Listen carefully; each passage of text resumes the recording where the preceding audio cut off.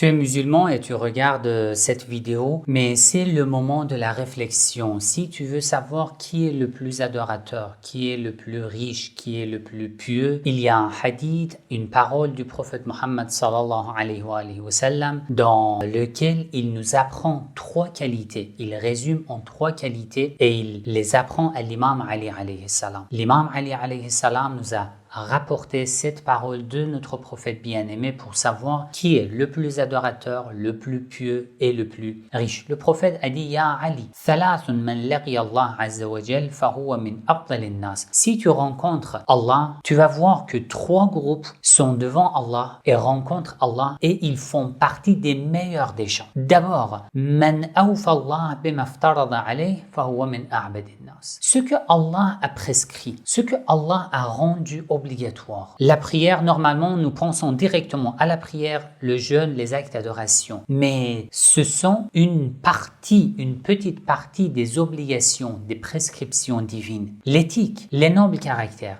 le respect, la politesse, la gentillesse, l'amour, la douceur constituent les bases du caractère et du comportement d'un musulman. Si tu es ainsi, tu fais partie des gens les plus adorateurs auprès d'Allah.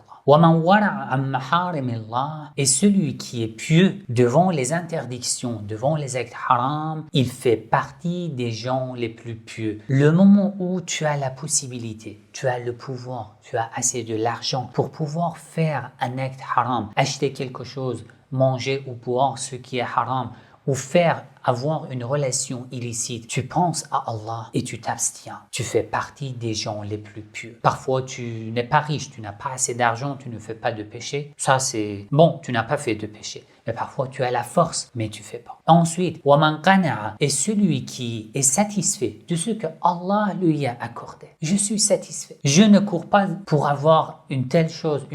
Ce que Allah m'a donné, je suis satisfait. Ceci ne refuse pas d'avoir des plannings pour avoir beaucoup de progrès, pour gagner de l'argent. Bien sûr que non. Mais ça, c'est autre chose. Tu peux avoir beaucoup d'argent, être trop riche, mais tu n'es pas satisfait de ce que Allah t'a donné. Il faut être satisfait de ce que Allah nous a accordé. Dans ce cas, nous faisons partie des gens les plus adorateurs, les plus pieux et les plus riches.